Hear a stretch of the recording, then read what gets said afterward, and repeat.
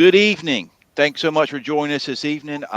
We're excited for this extremely important conversation during the month of February, celebrating Black History Month, especially during this year where there's such an incredible calculated seeming attack on the ability to speak openly as much about the need for culturally relevant lessons and what's important for our students in the classroom. I'm joined by an outstanding group of educators here tonight. I'll let introduce themselves. But I'm Pete Stone. I teach in Chester County School District. Around my 10th year doing so, working with the SCA the past few years. And just this conversation tonight is going to be centered around bringing you some tips and information on how you can meaningfully celebrate Black History Month, have the hard discussions that need to be had, and not just during this month, but keep that celebration, recognition, and conversation going throughout the entire year. And we have some wonderful panelists who I'll introduce themselves. If everyone do me a favor, if you're watching this, if you're on the show as well, panelists, if you would share this with your audience, we can broaden this out. You just take a minute to go to Facebook and just hit share to your Facebook audience as well, so they can be a part of it and ask questions during it. And if you're joining us right now live as well, please post your comments or questions and we'll bring them on to discuss. So everyone just take a minute to share that. And we will go around and introduce ourselves, I guess, starting with Dr. Shika Houston. Good evening, everyone. I'm Dr. Shika Houston. I am an educator. This is my 21st year in education. I've been a teacher, an assistant principal, a principal, and currently I'm the director of secondary intervention in Chester County School District. I'm also a trainer for Create and Educate.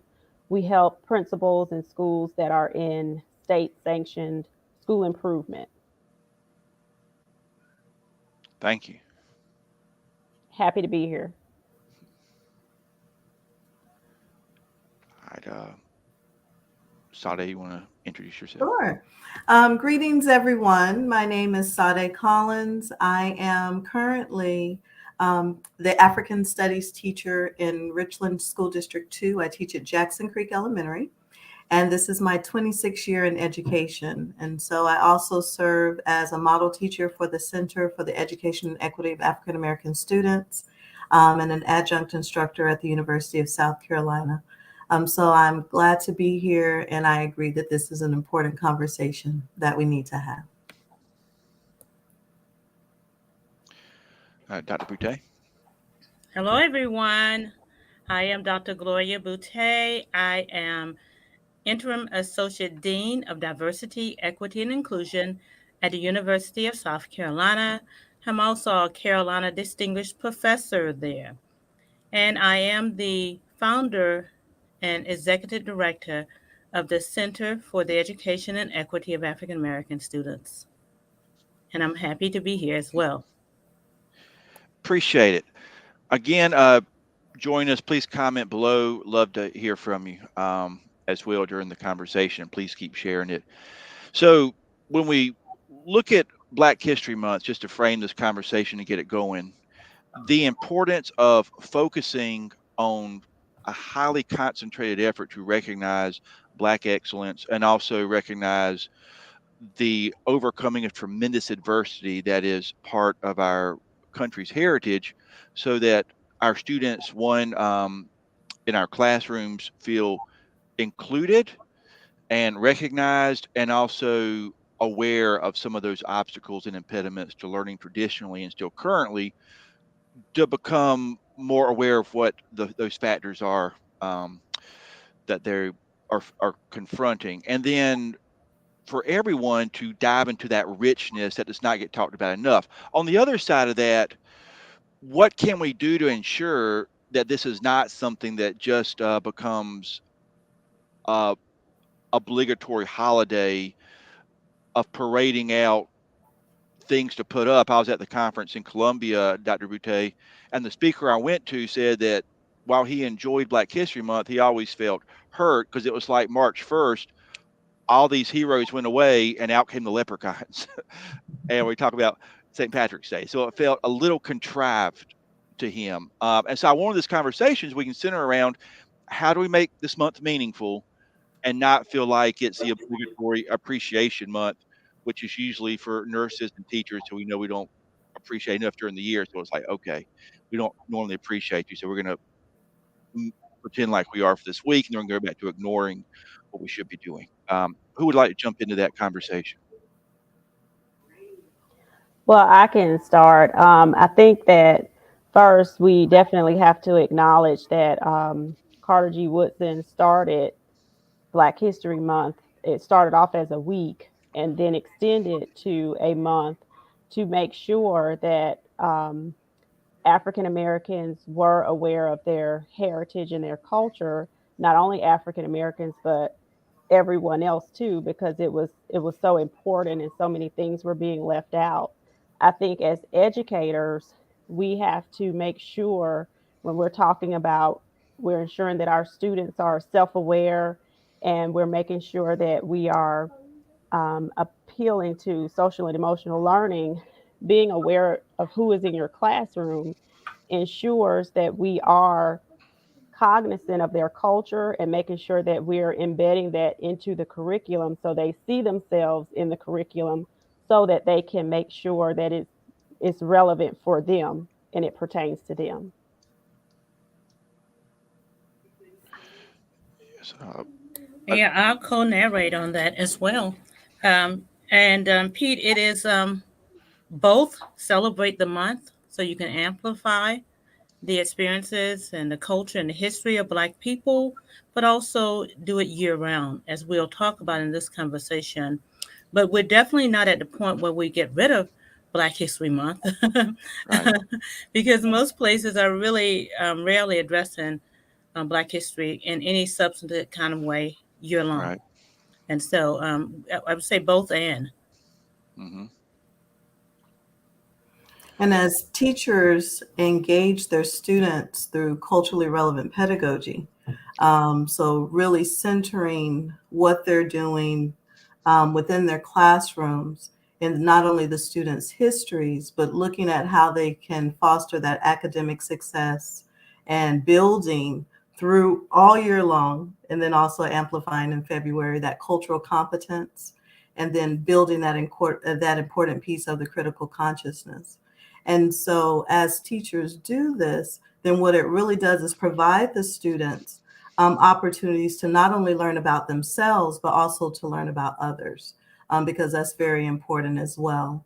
And so as we have this conversation, we can consider what are the ways that we can really do that so that students, regardless of our student population, are not just learning about the sheroes and heroes that traditionally may be mentioned in a sidebar in a textbook, but really looking at the collective struggle, the collective resilience, the collective joy, and how we can really center that in our teaching throughout the entire year.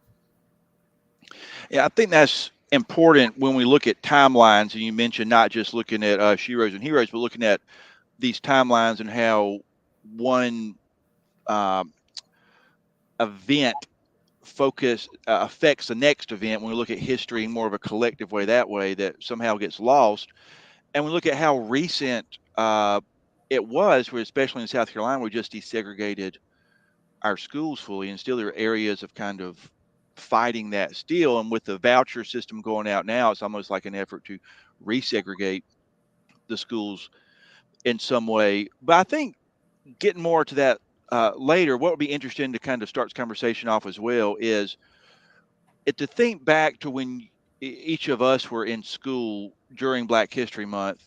How was it for us then? What did it mean to us then? And where has it come since then in 2023? Has it progressed? Has it stayed the same? How did it first impact each of you when you were a student in school in that classroom? Well, Well, go ahead, Sade. I was an elementary student, and I primarily teach elementary students during the day, and then early childhood undergraduates when I teach courses for Carolina in the evenings. So I was an elementary student in the late 70s. And so thinking about the late 70s, I was fortunate enough to live in Orangeburg, South Carolina, where I attended a predominantly Black high school and elementary school. And so I think my experiences were shaped by having teachers that not only just look like me, which is one piece of it, but also knew the value of me being able to see myself, my classmates being able to see ourselves in our curriculum. And so I think that I had that particular advantage in a way that I probably more than some other students may have been seeing some of those folks, because we learned about the Orangeburg massacre. We learned about what happened in Orangeburg through that time, that period of great struggle, and still there are challenges that continue all across our state and our nation. But just some of the progression. So we learned about some of those things then. I don't know if I would have been in another elementary, middle, and high school, like I said, elementary in those late 70s, whether I would have learned those same things. So I think that was one advantage that I had those individuals already in front of me that had a certain, they wanted to make sure that they centered certain parts of our histories within our curriculum throughout my Did you school. know anybody personally that was involved with that incident, the Orangeburg massacre, or did they Um, bring anyone to the school to speak to it who first eyewitnessed it? And it may, when even before you asked that question, I had a hard time thinking about what happened in my community and church versus what happened in school, because Okay. they were working so nicely together. Mm, And so in my church community, I did have a member of my church whose uncle was one of the individuals that the gymnasium SHM is named after. wow. And so, yeah, so definitely remember presentations and discussions. And so sometimes it's kind of hard when, as I'm thinking back through these memories, it's like, okay, church and school, they were complementing each other very nicely. And during my period of the upbringing and understanding, and also my parents played a very important role in what I knew and understood as I was going into school. And so, I mean, again, not a perfect experience, but definitely I think I probably had more of the presence of some of those individuals and some of that collective struggle focused in my learning more than I may have had at other places. Gotcha. Thank you. And I remember being in high school. I graduated high school in 1995, but I grew up in Chester County, and I had a phenomenal history teacher. So I took Black history. My teacher was Mr. Worthy, Yes. and I also took Black literature. One of the things that I remember being upset about, and I recognized the fact that those classes were electives. And so when I asked the question, well, why do I have to take this as an elective? Why isn't this information embedded more so into our mainstream curriculum? And no one really had an answer for that. So I just remember that it was really relevant to me what I was learning. It was about my history. I saw myself in the curriculum. It was more engaging, and I just had wished it was something that I had gotten to take advantage of before I had gotten up at the upper level of my high school academic career. And I'll chime in as well. So I'm the oldest one on the call, of course, and I actually lived through integration. I was in sixth grade when they integrated the schools. Now, before that time, at our Black school, we actually learned about Black history all year long. And it wasn't until much later, I looked back and realized what they were doing. They had the big old fashioned films that, the black and white films, and we gather once a week or so and learn. Um, so the teachers were very conscious of that. However, once they integrated school, I don't have a memory of a conscious celebration or being taught about Black history. In high school, of course, there were Black students who started demanding that we need to have this on the radar, pretty much like you said, Dr. Houston. and we had a club for Black students, and the teacher there, Miss Scott, was trying to get Black history as a course. We didn't have it as an offering at my high school, but so it sort of disappeared. It went underground. But I was really happy to have had that foundation. Um, I think when you bring those stories to the forefront, especially to students, and you realize that this is not ancient history, a lot of those things you're talking about, but very recent, it gives more belief in seeing how those events still influence the present moment right now. And Dr. Boutte, you made the comment that kind of went underground. And one thing that I feel like, if you look at what's happening in Florida right now, there's such a push to kind of suppress Black history culture relevancy even more, even attacking the curriculum from the College Board's AP course. Uh, Dr. Houston, one thing I've heard, and that word that you're not allowed to say, white privilege, is when your history is core and the other student's history is an elective. And that's just a fact when we need to, again, bring that into the core curriculum, not just as an elective. But we're at a time right now where that's looking increasingly difficult to talk about at all. But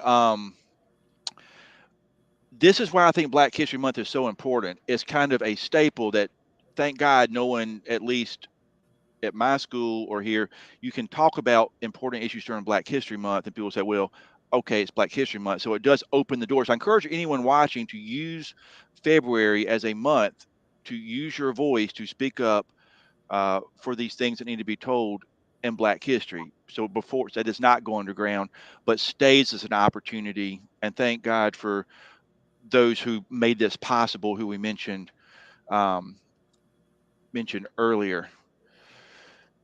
My experiences with with Mr. Wayne Worthy as well with Black History Month in school, and I was fortunate enough in Chester County schools to have my 5-year kindergarten teacher was an African American teacher, Miss Darlene Knox, and then I had Miss Owens in 6th grade. Did you have Miss Owens? I did. Okay. She Hmm. gave us an amazing Black History Month project that was, I think, I remember right, it was like 100 Black History figures, which went well beyond the traditional ones we heard of. And that started for me to plant seeds, as well as wondering why I didn't hear more about these individuals throughout the year, to push away some of the romanticism of the Confederacy that you've been told this is Northern aggression that paints these stories. It wasn't about slavery, and encouraged me to actually read the Letters of Secession because of Black History Month and read it with South Carolinians who very explicitly wrote, "We're fighting this war over slavery." I was like, well, I've been kind of lied to my whole life because I heard that it wasn't about slavery, but here South Carolinians are saying no, it's about the state right to own slaves. So that was important for me as a white student to have my eyes open because so many of my peers and classmates were Black students. And so it helped me connect better with my peers and make me more exposed. I've always been grateful for that. Speaking of which, one thing I talked about, what can teachers, educators do right now to push back against this anti CRT thing that's being proposed? And how can we use Black History Month as kind of a catalyst, if you will, to find our voices before they're taken away about these important topics? I think one thing that they could definitely do is just help prove what research has already proven about making sure that culturally relevant pedagogy is included. Gloria Latson Billings has done significant work in this area, and I've looked up some things that, with her research, she has found that culturally relevant teaching leads to students having more academic success, increased rigor, better attendance, stronger perception of themselves. So just areas where they can use units of study that shows the attendance was greater, students were more engaged in the curriculum, their academic success was higher than it was in some other areas or units where those that information wasn't taught, just helps to prove that point.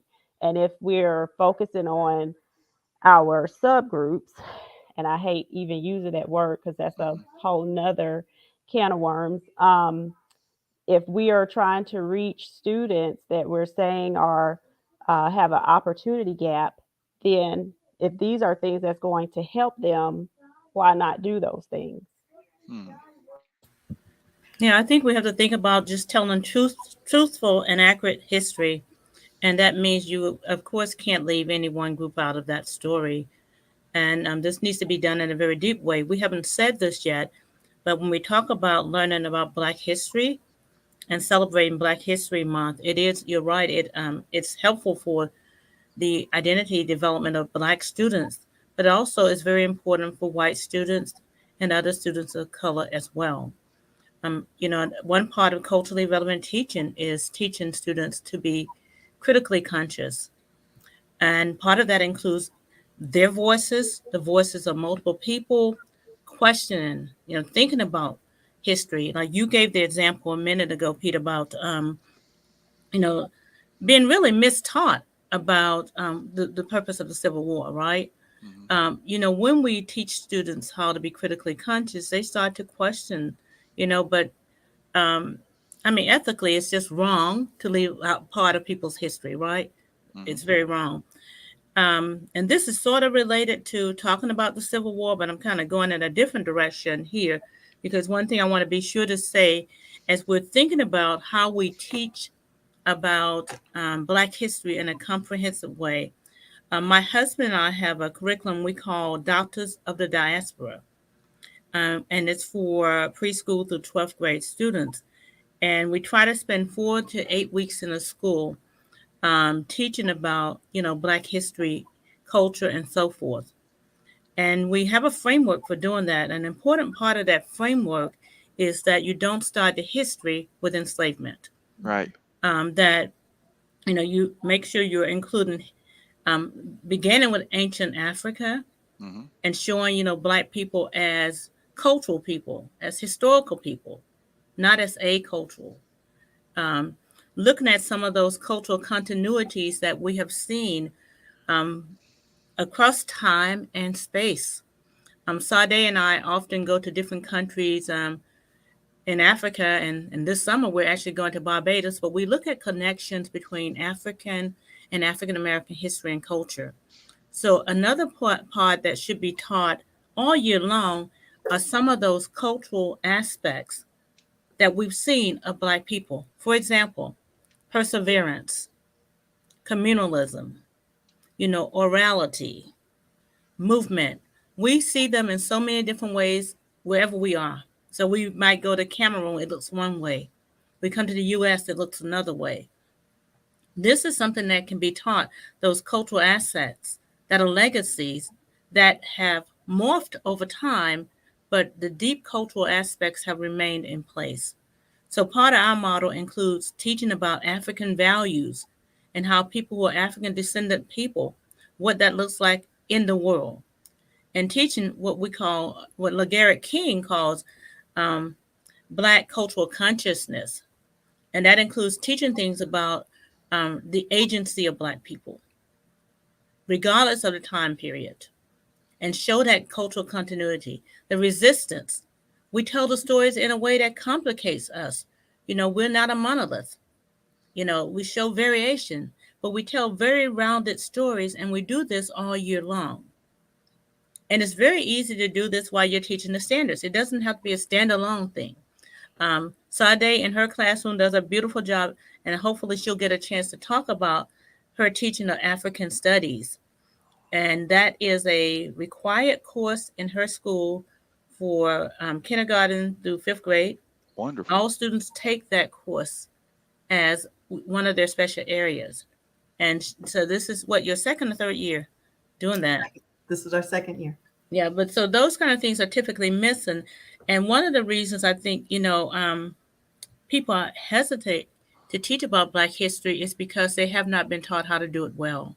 Hmm. We're lucky at the University of South Carolina. We have an undergraduate and a graduate course on what we call African diaspora literacies, which means to be literate, to be educated about Black people, Black descendant people, and what that means for teaching about them.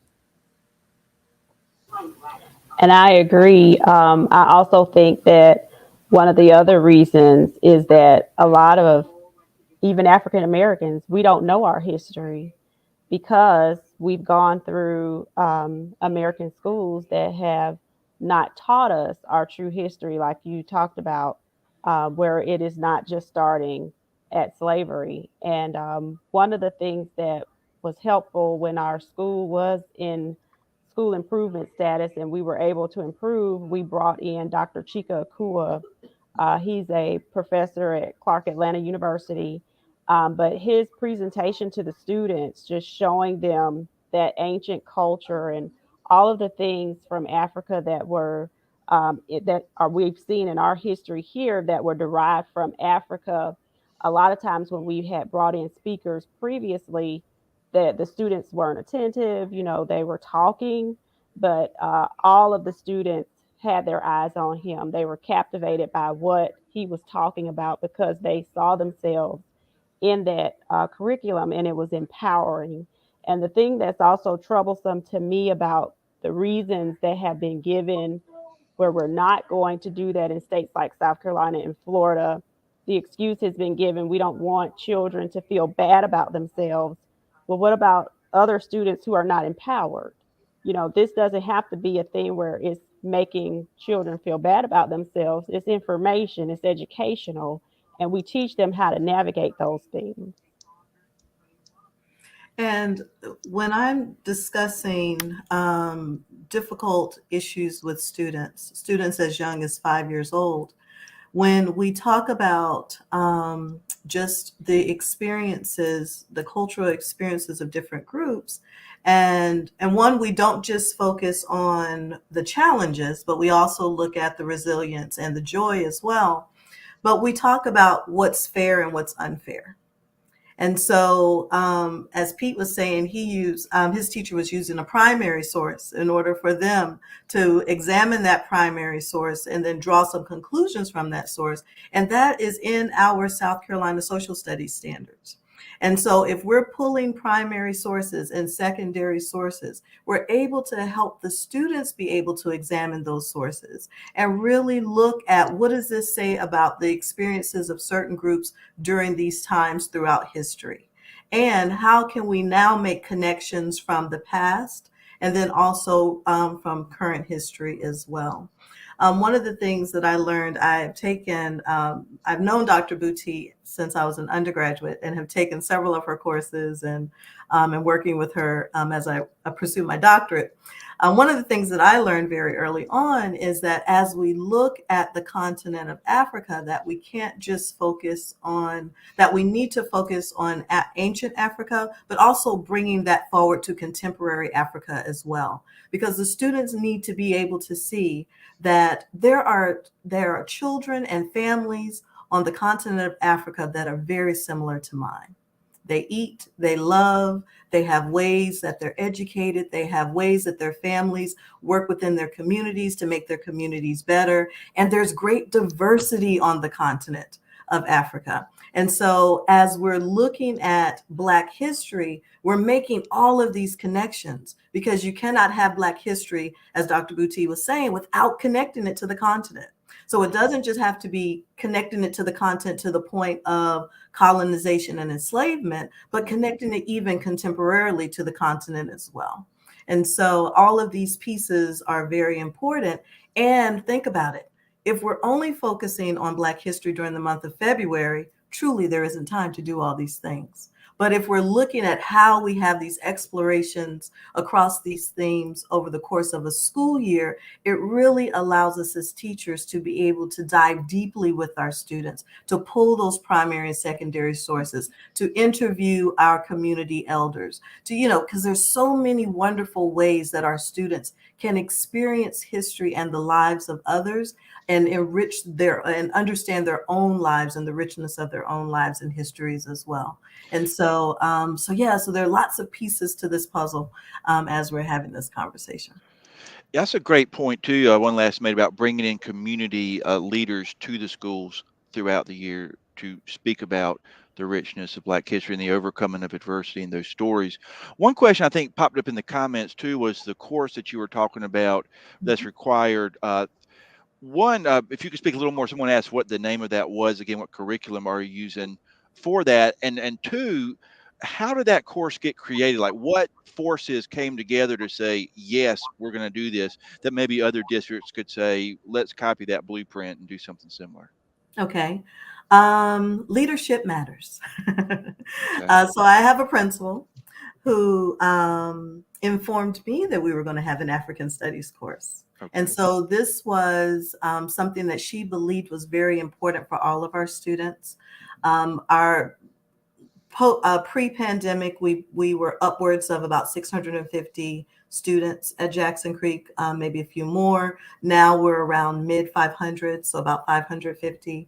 But for all of our students to understand, one, Africa as the mother continent, and then work our way toward the present day. And so, so if as African Studies, we will believe stays around, we'll have some students who will have had African Studies kindergarten through fifth grade. Great. And for me, that's very exciting as an instructor. As far as the curriculum, again, I am so fortunate to have been able to work with Dr. Boutte and Dr. George Johnson and others. And I've been a Fulbright participant. So I have visited Cameroon for a month, Ghana for a month, and also Nigeria this past summer for a month as a Fulbright participant. And so as a part of those experiences, we dive deeply into understanding the cultures and the histories of the places where we're going. And we go in collaboration with our colleagues that are there within these countries. And so there was a lot of work done there. Also, just my studies on African diaspora literacy. And I almost served as an intern, even though it wasn't unofficial, with Dr. Boutte one summer, as she was working with Dr. George Johnson with our students at Jackson Creek using the Doctor's Diaspora curriculum. So from that, fast forward a couple of years, I basically write the curriculum for the African Studies program, kindergarten through fifth. And so I consult with Dr. Boutte. I also do a lot of homework and a lot of research. And I try to use as many, as we were talking about before, primary and secondary sources, use a lot of video clips, because I want the students to be able to hear from people and their about their own cultural experiences in their own words. So it's not them listening to me tell them about other groups of people, but them actually being able to sing the songs with someone from that place singing the song and telling the meanings of the song. We also talk about the African diaspora. So our students are able to see, oh, wait a minute, I have family from Honduras, Guatemala, from the UK. That's a part of the African diaspora. So we're all connected here. And that's part of what we do in African Studies, is show how we're connected. And just so that everyone is clear, I have each group of students. They come with their class once a week for 50 minutes. So I'm a part of the related arts schedule. So their class has me once a week, art, PE, media center, and also music. So yes, so I get to see all of the students weekly for 50 minutes of African Studies. So Wonderful. yeah, so it really has been an experience that has served to help me grow as a professional. And then also just the teachers have told me, it's amazing what my students can identify and talk about on maps, or how they're making connections across cultures, or how they'll say, oh, wait a minute, we talked about that in African Studies. I have the reading interventionist that will tell me they're reading a book with the students, and they were like, oh yeah, we learned about that in African Studies. So it really goes across the curriculum. So this is not just, some would think it was geography studies, others may think it's just purely history. But as I tell the students, anything before this moment is history. And you are an important part of history. And so even though your life may not be in a book at this moment or may never be in a book, you're still an important part of history. So we talk about the recent past, we talk about the distant past.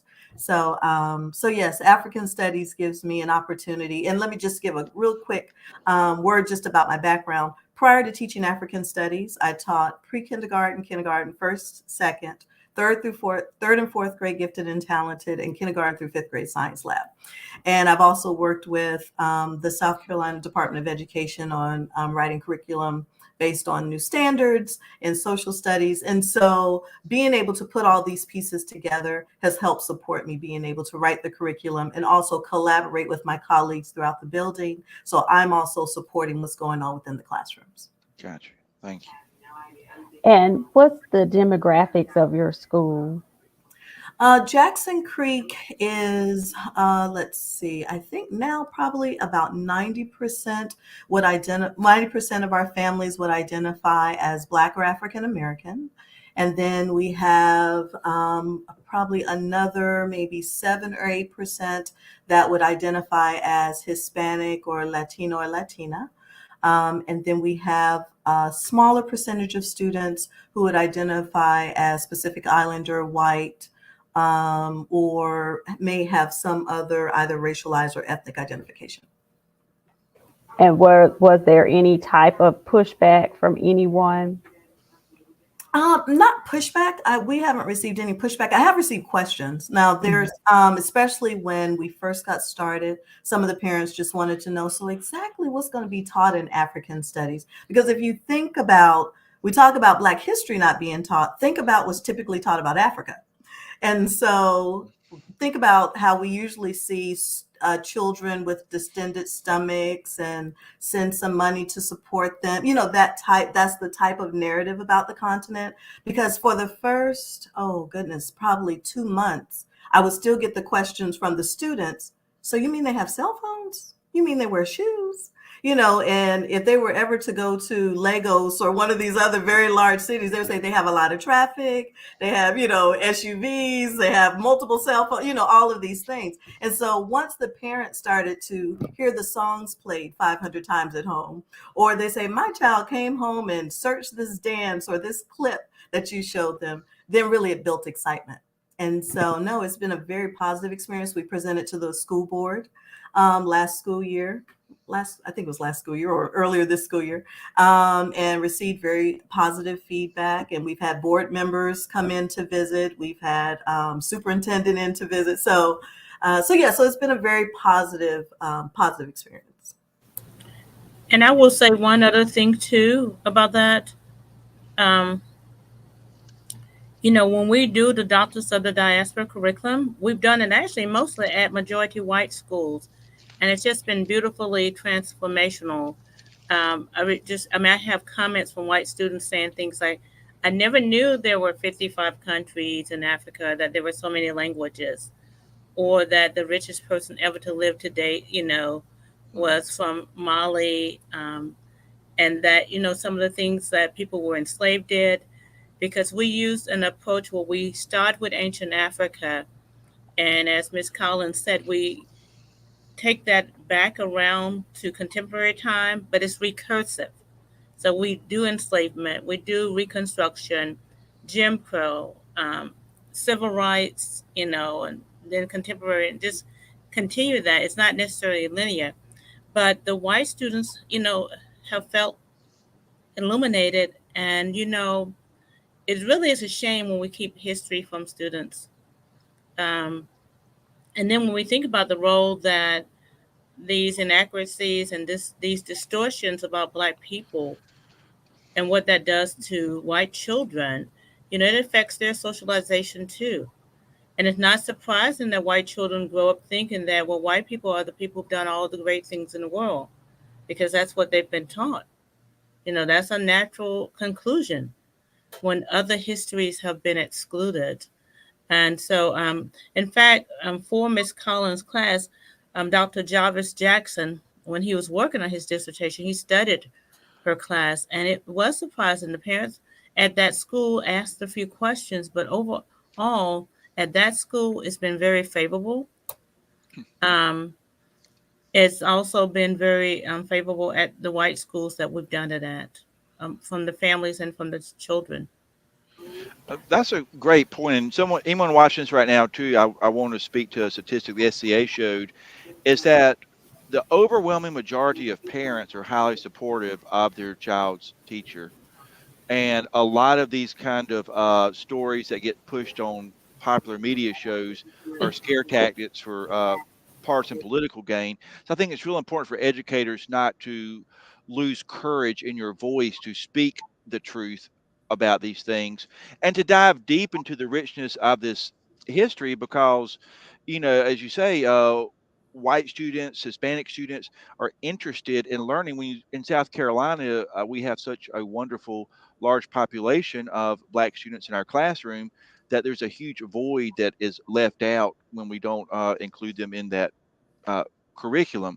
But just anyone watching, please be continue to use your voice and don't believe the headlines that scare you from speaking because I think that's what so much of it is that fear to quiet you from sharing the truth in these rich stories. As a white student myself, I mentioned Mr. Worthy and also Miss Lewis from Chester who really poured great wisdom into us going over the complete history. She taught me American history and world history. And it was so enriching to me that when I got to Clemson, I wanted to take an African studies course. And I'm glad I did because I bring a lot of what I continue to learn back with me to my students now in the classroom. And you mentioned that one issue that educators have is they don't have this knowledge to teach their students. And so you got to make an effort to find it, but it's out there. And hopefully, if you're watching this right now, you'll be aware hey, look for this. If students seem disengaged, it's not because kids these days, I think it's curriculum these days feels empty. And if you want to enrich it, use Black history, African history, and then during Hispanic Heritage Month as well. These are wonderful times, and then throughout the whole year, and you will notice a difference with your students. Dr. Houston talked about the the engagement of students during that presentation is Mhm. palpable because it is Mhm. real. We talk about Sunday Antiquita in my class and Mansa Musa, the richest man in history, and we go through that ancient history. And then we get up, and some people will say, well, why are there some impoverished countries in Africa? And I do point out because they are shot as well when you learn their cities and richness, modern day Africa. And I say, well, and some of the reasons Africa struggles today is because of the colonialism that came in from Mhm. Europe. The Belgium Congo is a genocide that never gets talked about, even though 10 to 12 million Africans died, which is the same number in the Holocaust. And we need to talk about the Holocaust and the Belgian Congo and bring that in as well. One question I want to ask y'all too, though, is to help educators out there. One thing I'm asked: some, how do you speak about bring in a balance of the excellence and richness, and also dive into the adversities and strife without re-traumatizing your black students? And that's what I want to focus on because I think the bring Mhm. it before we end that discussion of it's not about white guilt or making white people feel guilty. That's not the point. I think that's the narrative that's being created from outside that you can't talk about black history or it's against white people. It's just not. We're it's not either or. It's like you said, it's and. But could you speak about being sensitive to bring up topics that might trigger re-traumatization, but still need to be talked about in our classrooms? I'll start this and then I'll chime in later as well. But one of the reasons white students, black students, and other students are traumatized is one, people don't have a framework for doing this. And by the way, learning for justice that used to be Teaching tolerance. yeah, teaching tolerance has some Mhm. good resources. I put my book in the link and I'm gonna put some more books in the link for people. And so the other reason they're traumatized is because just think about what they learn. I mean, they start the history with enslavement. Hmm. It's told in a very deficit based, from a very deficit based perspective. Then you might jump to civil rights. Again, that's a whole trauma. You don't hear the things like Miss Collins said, the Black joy. You Hmm. don't hear about the triumphs. You don't hear about resistance. You don't hear about the cultural continuities that we have seen and we'll see always. So those things are always missing. And so that traumatizes students. Another strategy um, we use the strategy of teaching about multiple perspectives and understanding that at any point in history, with any event that happens, that there are multiple perspectives existing.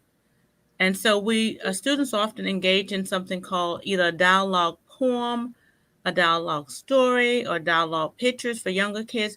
Or let's say you're telling the story of African people who were taken from the continent of Africa, and students can think about, what were the African people experiencing, what was the experiences of the white people who were doing this, so they can kind of see these stories side by side.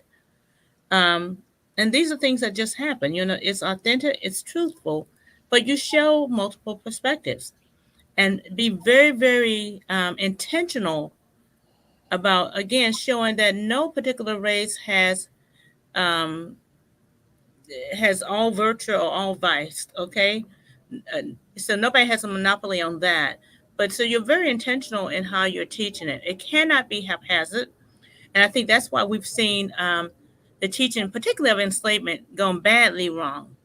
Again, the Learning for Justice has a really, really nice framework for people when you're going to do that, how you teach about it.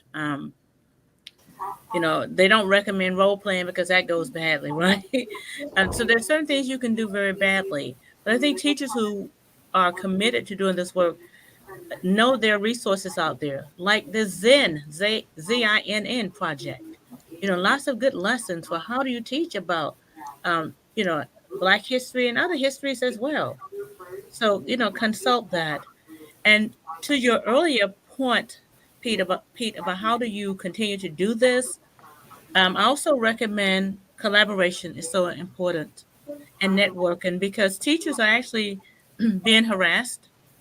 So definitely collaborate with others, people who are informed. The Center for the Education and Equity of African American Students, we have regular events. Um, Talk with your administrators, talk with families, as Ms. Collins does, so they know what's coming. They feel like they have a voice, at least, understand what's going on, because a lot of times, because of the sound bites that are around, parents have a lot of misunderstandings. And when you sit down and talk and say, here's what we're teaching, parents are, oh, okay. Right. So, those conversations, I think, keep from traumatizing the students. And, Nobody's history should be only drudgery. and Right. one of Should, the things that I think is, oh, I'm sorry, Dr. no, Boutte.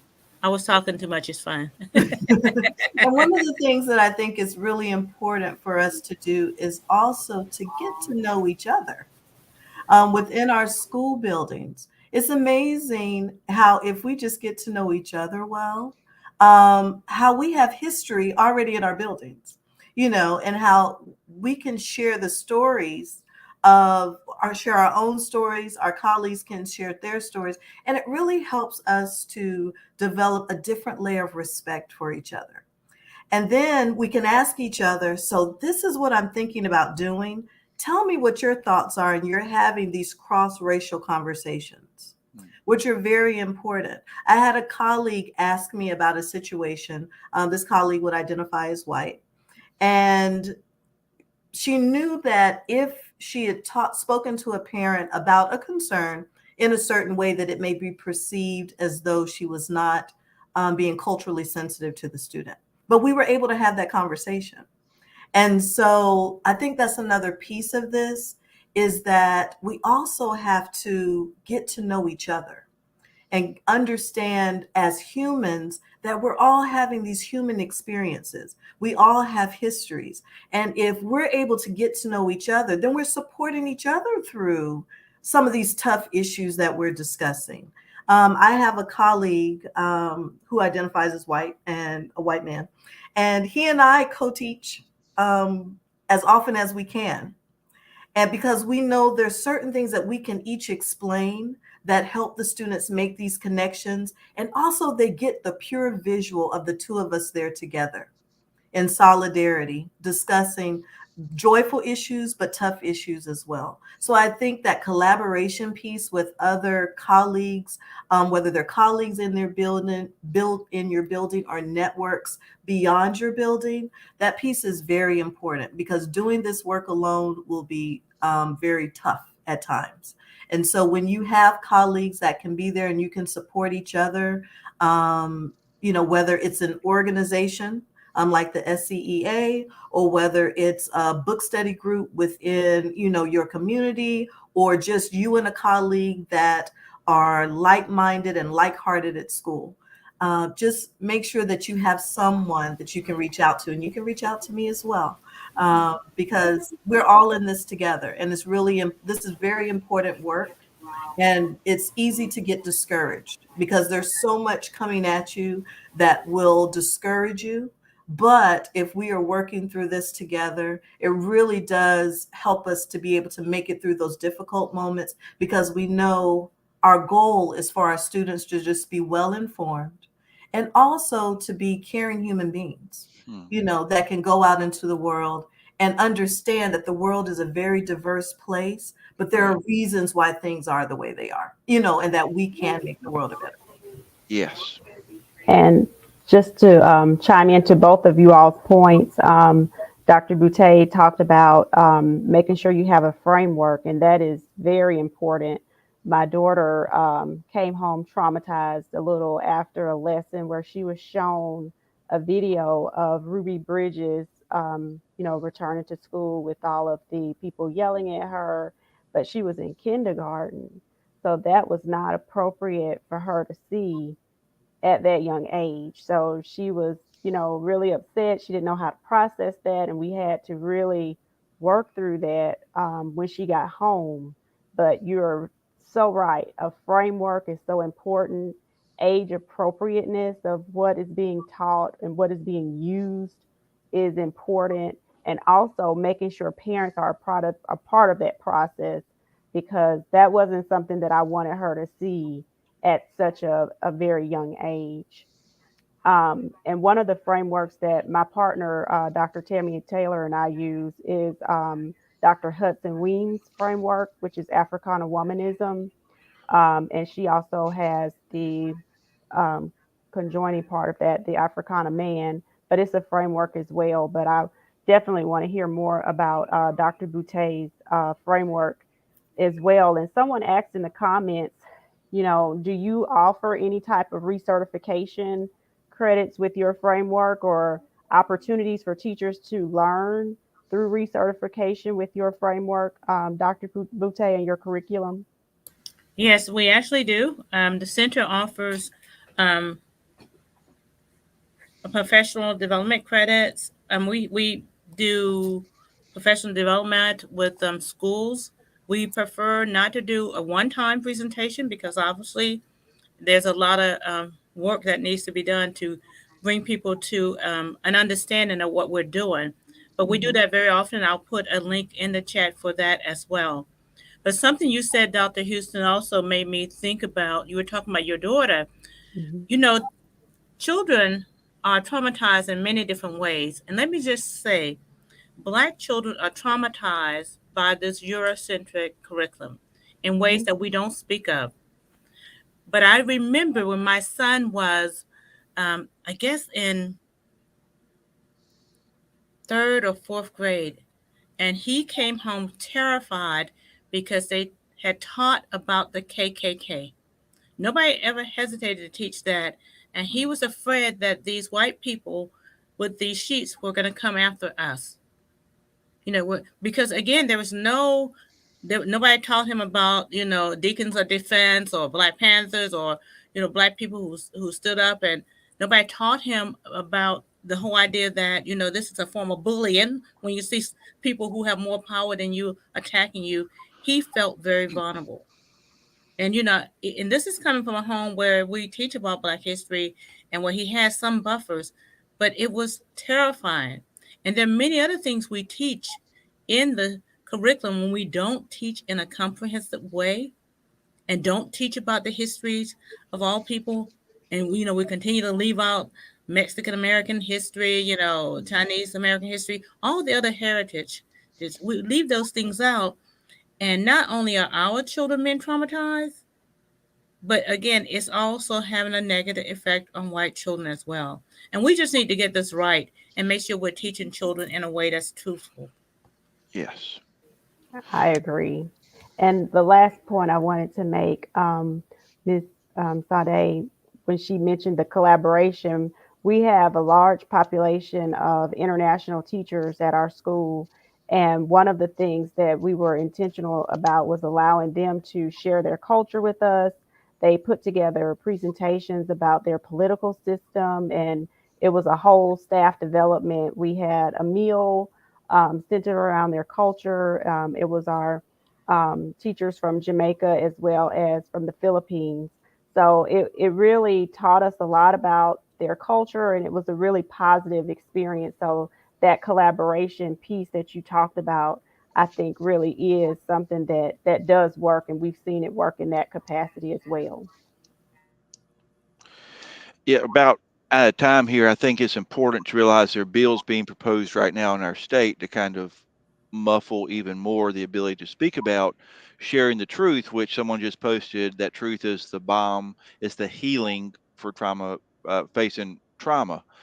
And one other thing that's key too is oftentimes our educators are so bombarded. Someone mentioned Read to Succeed with seemingly meaningless things that just occupy time that could be spent learning a much more meaningful curriculum for our students, things of how to teach the structure of Black history throughout the year. That would be something way more valuable than Read to Succeed for educators to get. So we could identify better with the students in our classroom. And the more time we spend on things that don't really matter that much, less time we have to spend on things that do. And I want to say that it's a false dichotomy that you're either teaching Black history or you're teaching skills. Yeah. All of the content areas are taught very thoroughly Hmm. through Black history and through any other histories as well. Right. But of course, that soundbite that they have out there makes us think that we need to get back to reading, writing, and arithmetic. Well, that's what we Arithmetic. do. And by the way, if we look at the track record, how well we've done that for Black children, we've not done a good job of that, period. And so we need to again, not to believe all the hype and all the information that people are hearing out there. um, there's no dichotomy between teaching cultural histories and teaching content. Right. And I think it's so important, especially the English standards. Nowhere in the English standards does it say ninth grade English is whatever, and 10th, 11th grade is American literature, and 12th grade literature is British literature. That's not anywhere in the standards. Any grade in English in high school can teach any piece of literature whatsoever, or nonfiction. So I think that's a way where educators watching right now could bring in that meaningful curriculum, teach those standards and those skills as you're saying, and make it so much more meaningful for your students, and you're teaching the standards. I mean, Miss Collins teaches math, science, social studies, the arts. I mean, literacy. She does it all Yes. through African studies. Excuse me. Yes. Well, any of y'all have any final comments you want to add with our last couple minutes here?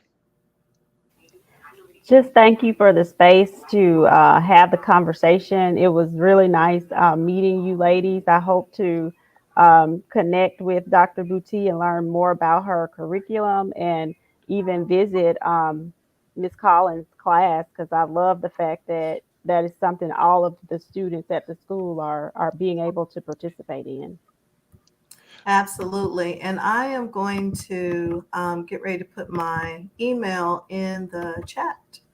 And so if you would like to, If you put that, or you're putting it in the chat for us internally, because otherwise, if you do it, it's going on Facebook. Just so you know. oh, okay, great. Thank you. Yeah, and it's in that group email I sent out to everybody too. That Okay, way good. someone is finding it. So yes, use that group email. Yeah. Yes, But because we look forward to working with you, Dr. Houston. absolutely, Absolutely. absolutely. And as And always, thank you, Pete, for Thank doing you. this. Thank absolutely. you. And Thank you. yes, Wonderful and conversation. teachers, be encouraged. Just Yes. continue to do the work that is going to be culturally edifying and sustaining to your students. because we all will reap the benefits because we'll have just caring, loving, knowledgeable human beings. And I echo that. Teachers, you are amazing, and don't let anybody tell you otherwise. That's right. Amen. Well, thanks everyone so much for watching. Please follow up, continue to share this even after the live session. Post your comments. We'll get back in contact with you within those resources mentioned tonight, or our wonderful panelists and the resources they have to offer. But educate yourself, research, and share that wisdom and richness with your students. Be the change you wish to see onwards, outwards, and upwards. Blessings, and thank everyone so much. Bye now. Thank you.